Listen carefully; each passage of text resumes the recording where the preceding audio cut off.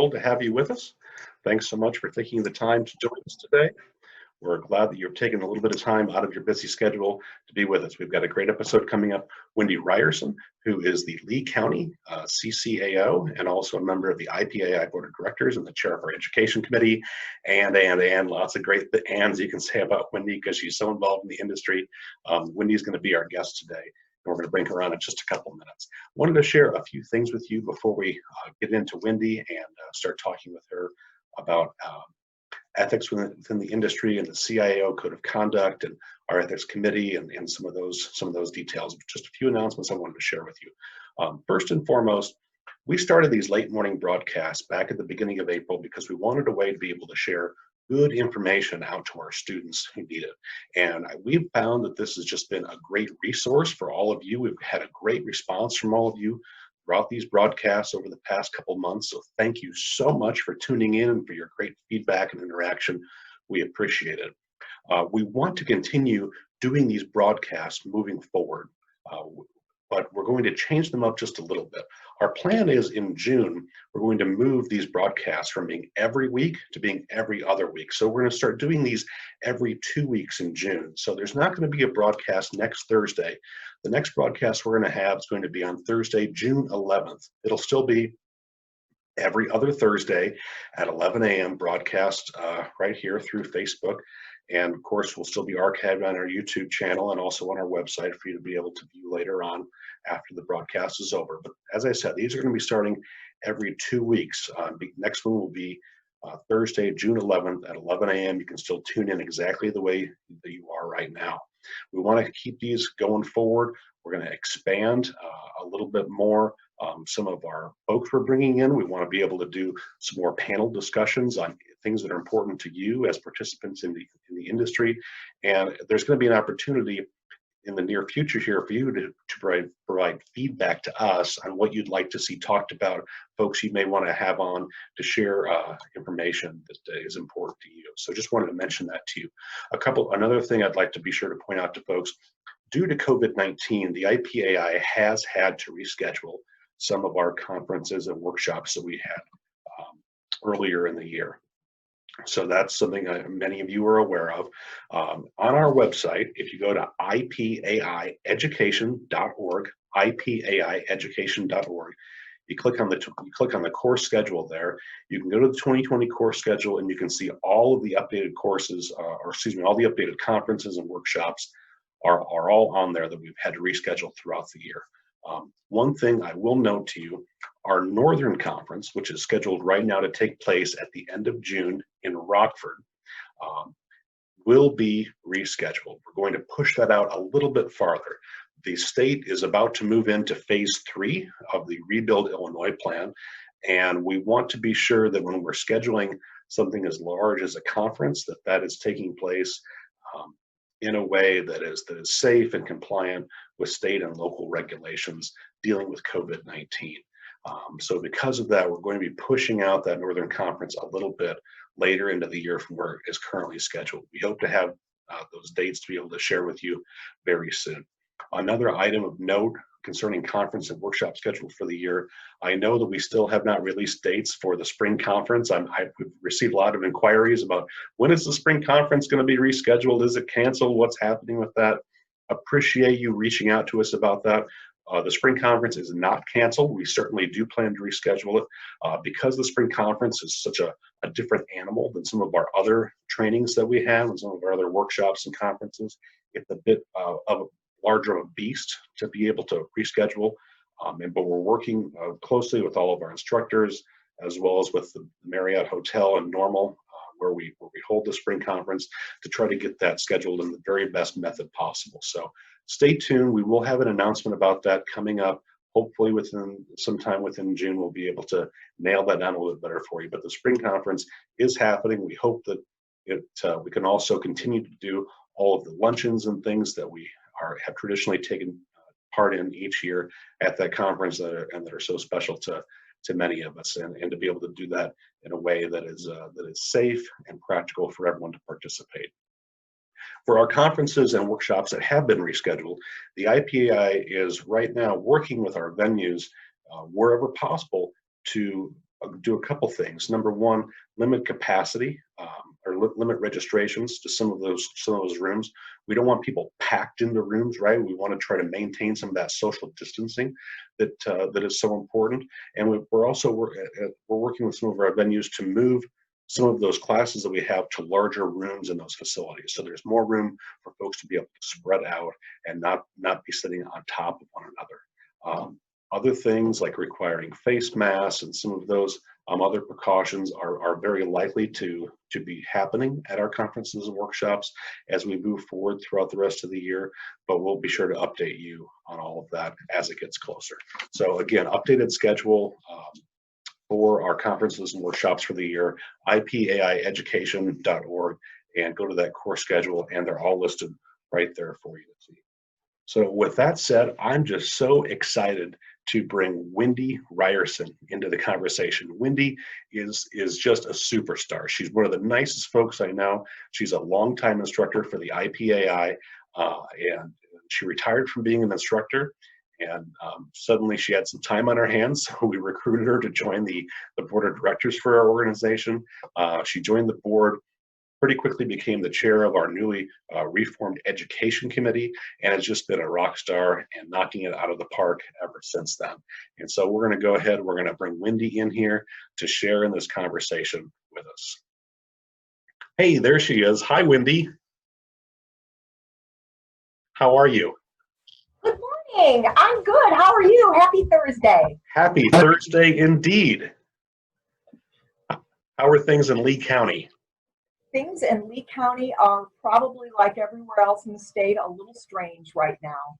Yeah. Even as we speak, the county treasurer's office is collecting taxes through the assessor's first floor window, an exterior window. So taxpayers are walking up to an exterior window here. They walk by me all day long and pay taxes through a window. That's really odd. I got to say, we're having some trouble getting used to that, but it's working so far. It's working. And just to give everyone a little bit of context where you're located in the state, I'm going to turn to my wooden map of Illinois that's behind me here. So Lee County is kind of right up over here. Yep. There's Dixon right here on the map, and Sterling. You're sort of right over halfway in between what, like Rockford and the Quad Cities. Would that be fair to say? I like to say if you draw a line between Chicago and the Mississippi River, we're kind of right smack in the middle of that line. There you go. So, yeah. Yep. Perfect. So I just told folks what an amazing person you were and all of your involvement with the IPAI, and I know you were an instructor with us for a couple of years. Just a few. Just a few. So many, in fact, that I've forgotten how many, to tell you the truth. A little fun fact, my first instructor assignment from the Illinois Property Assessment Institute was not to assessment officials. It was actually to county clerks and their staff, teaching them about legal descriptions. And that's been some 20, maybe 25 years ago. I kind of lost track, but that was my first assignment. It wasn't even for assessment officials. It was to county clerks. Oh, that's very fun. Oh, that's great. Well, Wendy, you're chair of the education committee. I think you joined the board of directors and had settled in for all of 5 minutes before our chair, Rhonda Novak, tapped you to chair the new education committee. That is exactly correct. I think it was about 5 minutes. Welcome aboard. Yes, exactly. Absolutely. Well, in 2019, the education committee had kind of a big project that they were part of, and that was coming up with a code of ethics and professional conduct and for CIAOs for our organization.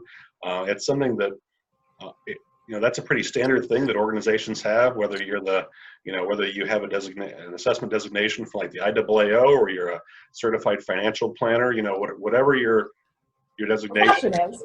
Yes. And we just had not had one for, I don't know, for whatever reason, we just hadn't. Can you talk a little bit about, what the genesis of that code of conduct was, and sort of how it came about? Sure. Well, for me, as you said, I became the education committee chairperson about 5 minutes after joining the board. And that was really my first conversation or dialogue about the idea of, or the concept of an ethical standard. Yeah. At that time, Amanda Paget, the Learning and Development Director for IPAI, was in the process of reviewing, updating and refreshing a number of courses, including the ethics course that we had.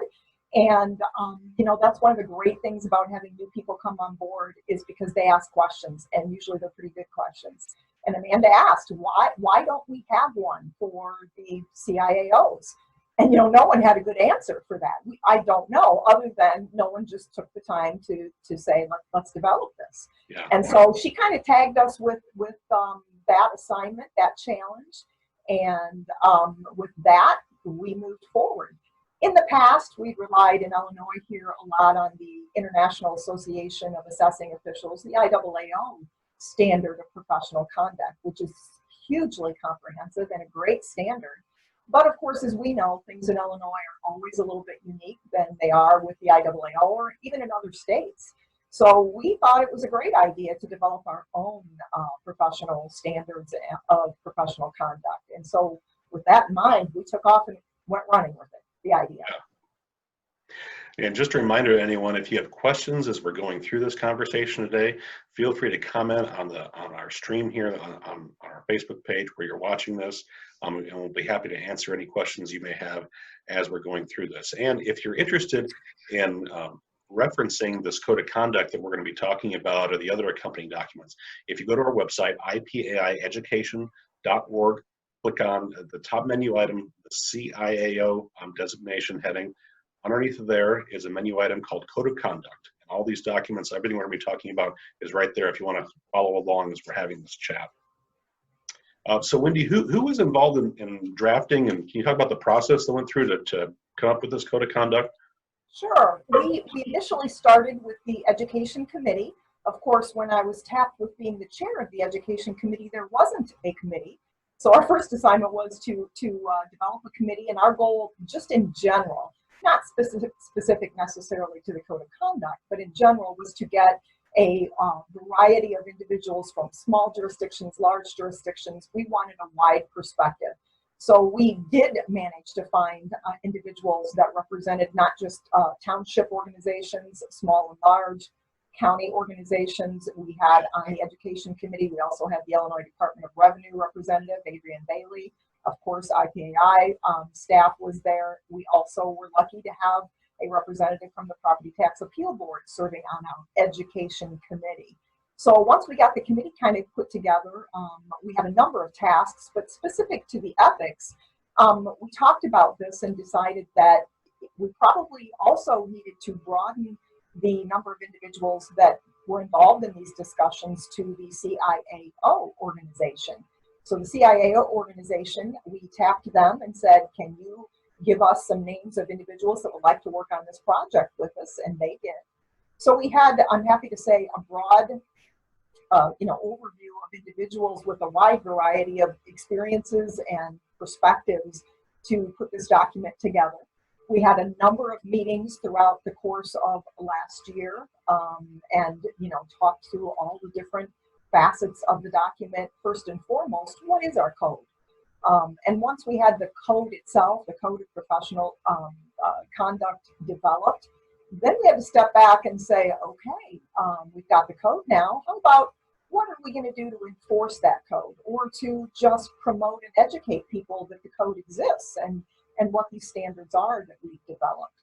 So the second step was to, again, gather those same individuals together and look at the enforcement process of that.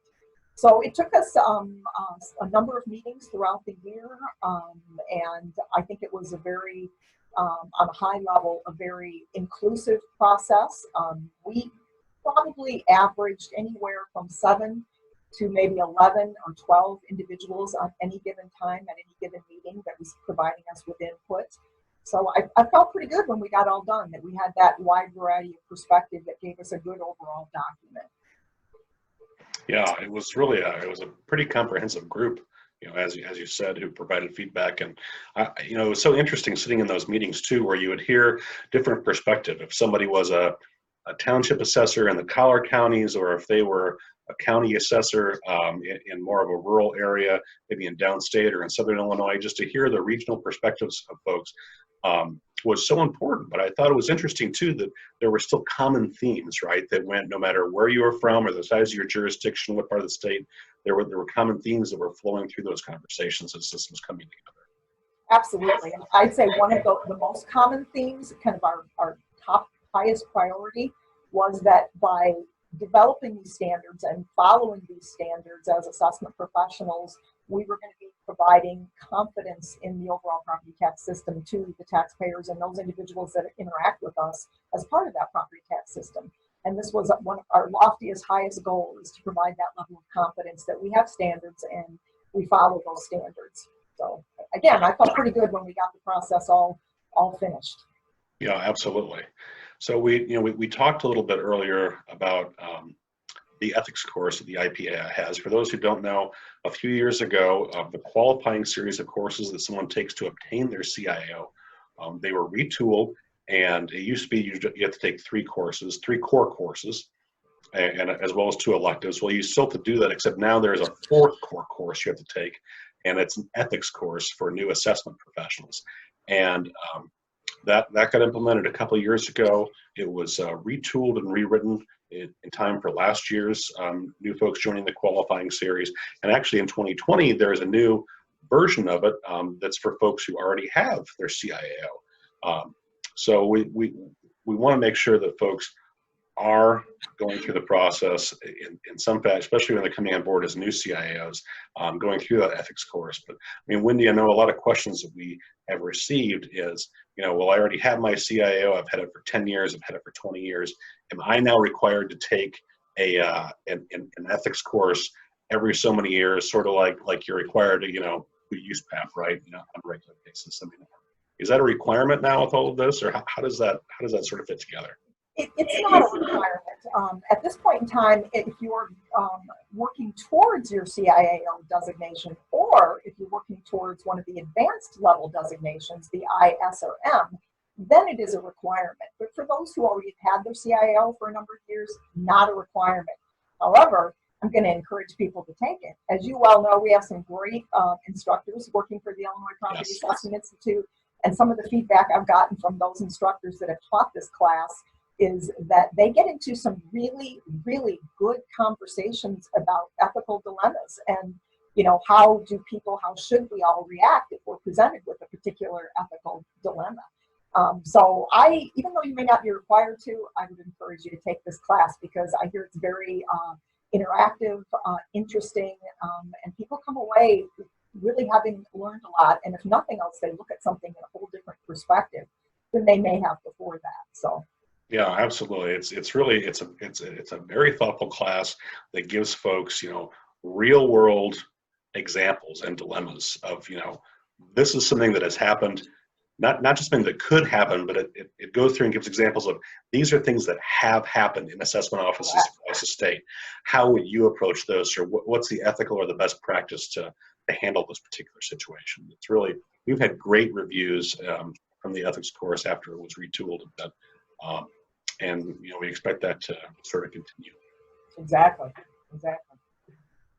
So if someone, sometimes folks will ask, well, I don't have this issue in my office maybe, but I know in another assessment jurisdiction next door to me, or I've heard tell from someone that a CIAO is doing something illegal. What do I do? Should I call the IPAI if a CIAO is doing something illegal? No, actually, I'm going to refer you to law enforcement. If you believe someone is doing something illegal, criminal, in other words, the IPAI, even with the code of conduct and the enforcement procedures, do not have the authority to pursue something that is a criminal allegation. So you can contact local law enforcement or state's attorney and pursue that. That was not our goal or intention to follow up on criminal actions.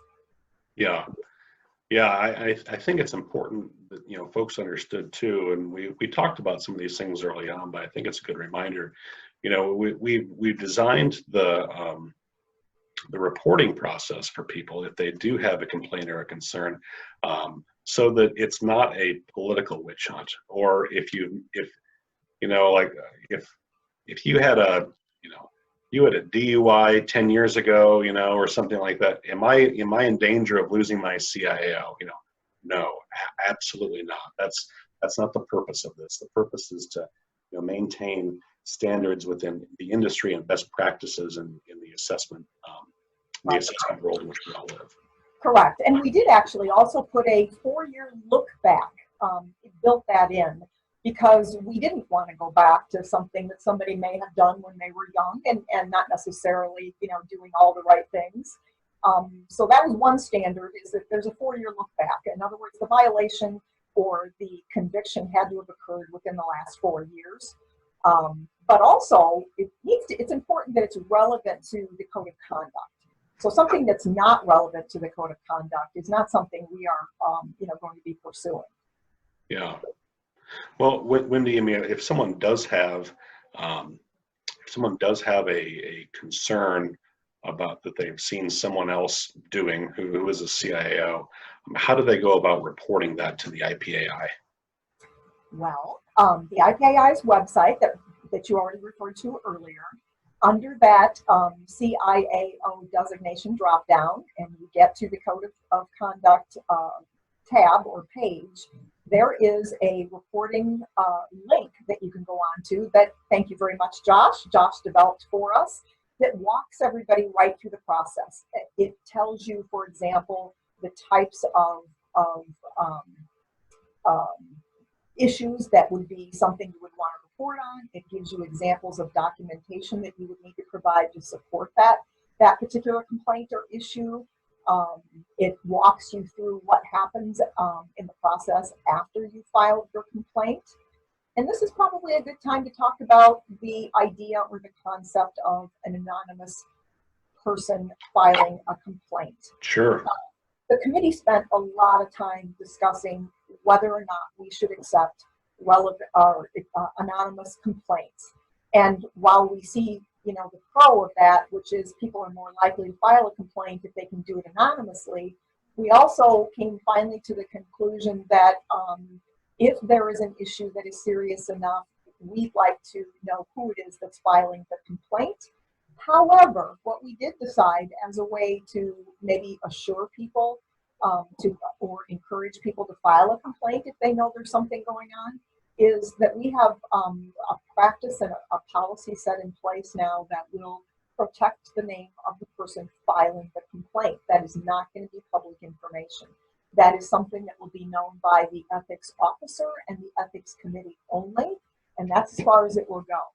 So we hope that people, if they know there is a violation or they've heard there's a violation, that they will actually take the measures and steps of going to the IPAI's website and following through that online tool that will let you file a complaint, including documentation that is important to be able to support that complaint. Yeah. And I talked about the ethics officer and the ethics committee, but I didn't really describe who they are. How about we talk about that now? Who is the ethics officer and the ethics committee? Well, the ethics officer, again, the committee decided that it was important to have an officer. You might think of this person as a facilitator, having somebody that would be always readily available if a complaint were to come in. So we have tagged the director of the Illinois Property Assessment Institute. In this case, it happens to be you, Josh. Thank you for that. Yes, exactly. We've tagged that role with the ethics officer title as well. So this individual will be the person who will receive those complaints from the online tool. And at that point, the ethics officer, again, in this case, you, Josh, you will convene the ethics committee. Well, who are the ethics committee? The ethics committee is a 3-member panel set each year, annually, identified and appointed by the IPAI Board of Directors. We also have 2 alternates to the ethics committee. In the case that one of the 3 original members may have a conflict of interest, there are alternate members also assigned. So the IPAI Board of Directors sets that, and those individuals are served for a period of 1 year, and then the following year the Board of Directors will again review and examine and appoint this committee. The committee is out also on the website to be completely transparent who the committee members are. So also under the CIAO Code of Conduct tab or page, you'll find information annually at any given time as to who those members are. Yeah. Yeah, one of the things we wanted to do as we were going through this process is we wanted to put as much information as we could out on the website. That's why the ethics committee is out there. That's why the code of conduct is out there, the procedures for reporting violations to the code of conduct. We wanted to put all of that out there as a resource so people clearly understood what our approach was and the methods that we would go through for all this. Absolutely. Transparency. So I myself am serving on the committee.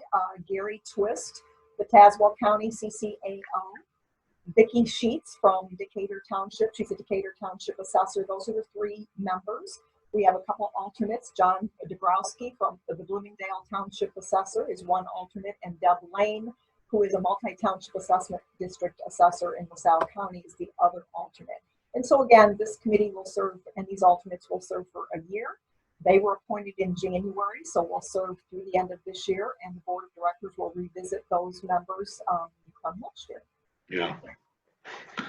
One thing I want to touch on real quick, I've got it pulled up on the website here, and just a reminder, folks who are watching, if you have questions for Wendy as we're going through this, any questions you want to ask, go ahead and comment on the broadcast, and we'll be sure to get those questions addressed for you.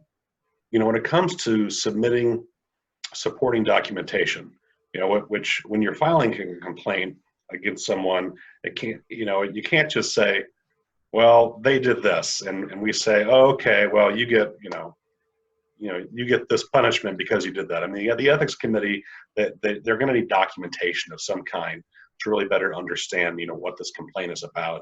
Some examples of the documentation that is acceptable would be things like court documents that detail that a CIO or a CIAO designee, a CIO designee, that's someone who's going through the process to obtain their CIO, has done something wrong that's violated the code of conduct. News articles or stories from a newspaper or a radio or a television station of record.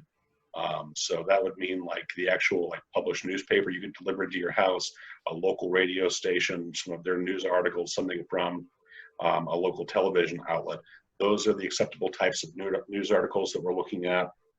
A copy of an official notice or a letter from another organization documenting that they had lost or had a license of some kind suspended. If you also held a designation maybe from the Appraisal Institute, and there was a letter that went out from the Appraisal Institute that dinged you for doing something wrong and unethical, that's the type of letter we're talking about from another organization. Some sort of document showing termination or removal from office or employment because of violations that included violations to the code of conduct, or finally, approved minutes of a public body. So like the county board or the township board's approved minutes that clearly documents in there, these are the things that happened, and these things were violations of the CIAO code of conduct. So those are the types of official documents that we're looking for. You know, things like social media posts that may be out there, or letters from folks who may be disgruntled about a particular situation. Those really don't meet the standard that we're looking for documentation to help support a code of conduct complaint. Right, and correct. And speaking of the standard, this is a good time to segue and talk about exactly what will be considered as a violation of the code of conduct. Again, the committee identified 6 different items that were the top priority in terms of if these things occur, they will definitely be reviewed as an issue for a violation of the code of conduct. And I think we need to be clear about that, because sometimes people do think that if someone posts something rude about me on social media, that they should file a complaint to the IPO ethics officer. That may have been poor judgment, but it's not necessarily a violation of the code of conduct. That is exactly correct. So the committee spent quite a little time talking about what those priorities would be. You know, what were the types of things that we felt rose to the level of being a violation that we definitely wanted to address, that we needed to address. And I'm going to actually refer to my list here as well, Josh, just so I don't forget any of them. Yeah. So the very first issue, the very first one of the six was if you are convicted of a felony or a relevant misdemeanor, something relevant to the code of conduct, that is one area that we definitely want to review. If you have had a civil action, and the civil action found in favor of the plaintiff, the other party, for failure to comply with a relevant law or state statute, so civil action. If you've also had a civil action filed against you and they found in favor of the plaintiff for fraud, theft, or misrepresentation, that rises to the level of something we wanted to address. If you've been disciplined by another professional organization, such as the IAAO or the Illinois Department of Professional Regulation or the Appraisal Institute, if another assessment or appraisal organization has disciplined you, that's something we want to examine to see if then again it also would violate our own code of conduct. Yes. If you are an employee or an appointed official and you have been terminated or allowed to resign in lieu of termination for something related to the code of conduct, we want to know about that and we want to be able to follow up on it. And lastly, if you are an elected official and you've been removed from office for some sort of cause relating to the code of conduct, then we want to know about that and we want to take a look at it and to determine whether or not it is a violation of our own code of conduct. So those six specific topics or priorities, you might think of them as, is how we have kept our focus as we worked through this process. So those documentation items that you just listed are all documents that would support one of those six items to the ethics committee and give us something to review. Bottom line, you might think about this as, in these cases, in each of these six cases, another party has done some level of investigation, whether it be a criminal complaint, a civil complaint, another professional organization, or perhaps the township or county has already done an investigation, taken action, and those are the things we're going to look at and take seriously and consider whether we want to take action as well. Yeah. Well, Wendy, so a complaint gets submitted through the form on the website, and they've submitted their documentation that they need and all of that. Can you talk through what the process looks like and how that all works and how the ethics committee sort of approaches those things? Absolutely. So once the complaint gets submitted through to the ethics officer, again being the IPAI director, will convene the committee. The committee gets together either in person or these days, we've been doing it virtually, and reviews the documents and then makes a decision as to whether or not a relevant violation to the code of conduct has occurred. If it has occurred, then we issue a sanction. Sanctions we limited to three different types. There is either the suspension of your CIAO designation. So for a period of time, you are suspended and no longer have the CIAO. In order to get it back, if you are suspended, you have to petition and ask for the IPAI to reinstate that designation. We also have for CIAO candidates, in other words, somebody that doesn't already have their designation, but they're a candidate for a designation. The possible sanction is that we prohibit them from getting the designation if they have violated one of these standards. And then lastly, one of the sanctions, the third sanction, is permanent revocation. If it rises to the level of such that the committee feels like a permanent revocation of the CIAO, that's another option for them to be able to determine, yeah, we're permanently revoking this person's CIAO designation. Once that happens, the individual is notified, as is their employer. We also do put that information out on the website if anybody has been found to be in violation and is actually sanctioned. And the complainant has the opportunity then to file an appeal to the full board of directors if they feel like the committee has, somehow applied a sanction in error. So that's the appeal process that they have. Yeah, we tried really hard, I think, to sort of map out, right, what that looks like for folks and to have a real um, diligent process that we would walk through when these complaints come in, because you don't want people, I mean, having a complaint filed against you, that's a serious thing. And we wanted to give not only the folks who are filing the complaint, but the CIAOs whom that complaint was filed against, the reassurance that there is a structured process here that we go through. And that way everyone's treated fairly and we're doing justice to all sides. Absolutely. Absolutely. To date, the committee has had 3 different complaints filed. One complaint which we determined there was a violation. In this case, it was a criminal action.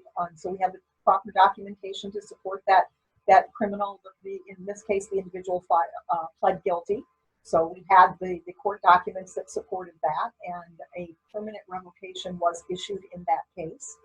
In the other 2 cases, one of those situations, we simply did not have appropriate documentation to be able to make a decision, at least not documentation that met one of those 6 criteria. Yeah. And then the third one, the individual no longer has their CIAO, so we simply have no jurisdiction. Revoking or taking away something that doesn't exist is obviously a useless action. So we've had 3. I hope we don't get any more. Right. To be honest. It would be a wonderful thing if the ethics committee didn't have to meet, and not because folks weren't filing complaints, but because everyone was doing what they're supposed to do. Absolutely. I've told a few, when I've met with a few of the area, the different areas of the state, our county assessors, I've told them, I've said, look, if you're coming into work every day, if you're doing your job, if you are, doing the very best you can for the folks who are in your jurisdiction, and you're, applying the best practices of the industry and just, doing your trade just the very best that you can, you really don't have anything to worry about with Absolutely. Absolutely. I concur. Yeah. I think that's good advice. Well, Wendy, we must be pretty thorough. We haven't had any questions come in for us. So now we've got them all stunned. That's right. Yeah. So thank you again for taking the time to be here and to chat through all of these things. Do we have a minute left? Absolutely, yes. Because I have a question for you, Josh. Oh, please. I'm taking a page out of Chesney's book, and I'm going to ask you, what do you think my first job was right out of high school? Ooh. Wow. Let's see. Well, that would have been 19 something. Yes. That's a good question. The only hint I'll give you is that it was not relating to the assessment profession, although I've been in the profession for a number of years. Yeah. Not when I got out of high school. Oh, interesting. Okay, I'm going to guess. Let's see. Your first job. Were you a server or a? Bingo! You got it. You nailed it. That's great. I got a kick out of Chesney's response, because she said anyone that knows her well would know that she wouldn't make a good server because she's very clumsy. Those words. And I just want to shout out to Chesney that says that didn't stop me from being a at the local Pizza Hut restaurant for Perfect. about 9 months after I got out of high school. And then I found another profession, the assessment profession. Nice. Oh boy, that's awesome. That's a little fun fact, historical fun fact. Otherwise, I have nothing else to add, except I will summarize again a point you already made, which is all of these documents, from the actual code of conduct, the procedures document, and Josh put together for us based on questions he was receiving. You put together for us a frequently asked questions document, which I think is very thorough. So these documents and the reporting online tool are all on the IPI's website. So I would encourage everybody to go out there if you have any questions or concerns, or just want to learn more about it. Go out there to the website, and you'll find all those documents, which I think are very comprehensive, and will fill you in on where we landed after a year's worth of work. Yeah, and again, for folks, you go to ipieducation.org. At the CIAO designation menu item at the very top, you click on that, then you go to Code of Conduct, and it's all right there for you to find. Absolutely. Absolutely. Gosh, well, Wendy, hey, thank you again for being here today and taking the time out of your day. And hope all continues to go well for you and Lee County as you and many others are going through this this interesting time that we're all. Yes, the new normal. Yes, yeah. It's a new normal. Right, yeah. Absolutely. All right, well, you and everybody else out there have a great day as well. Great. Hey, thank you so much. Just as a quick reminder to folks, remember in June, our late morning broadcasts are moving to every other week. So our next one is going to be Thursday, June 11th, again at 11 a.m. And we're going to be sharing our schedule for the next few late morning episodes here in the next week or so. So with that said, everybody have a great day. Have a great day, everybody. See ya. Bye. Bye.